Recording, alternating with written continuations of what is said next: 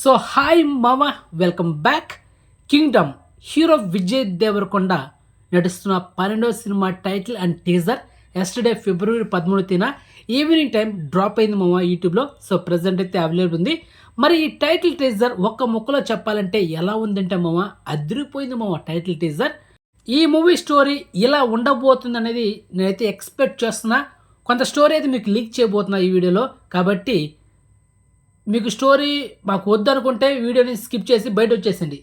లేదు మాకు స్టోరీ కొంతవరకు తెలుసుకోవాలనుకుంటే వీడియోని స్కిప్ చేయకుండా ఎండ్ వరకు వాచండి. మొదటిగా స్టోరీ చెప్పేదానికంటే టీజర్ ఎలా ఉందని మాట్లాడుకుందాం.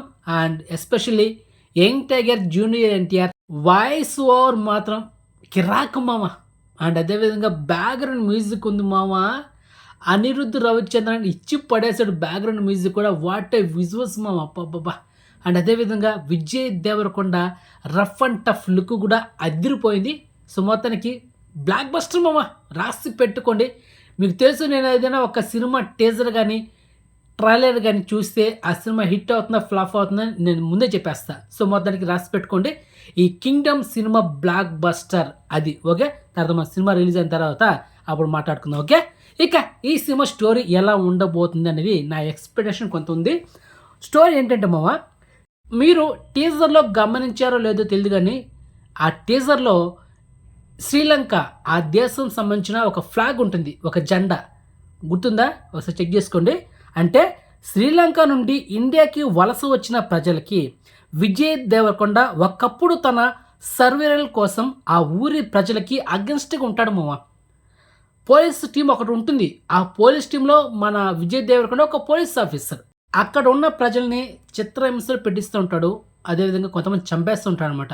అరే మనం చేస్తున్న పని కరెక్ట్ కాదేమో అని తెలుసుకుంటాడు. ఎందుకంటే ఒక వ్యక్తిని చంపేంత రైట్స్ మనకు లేదు. అంటే ప్రజలు మనం కాపాడాలి తప్ప చంపేంత రైట్స్ మనకు లేదు కదా.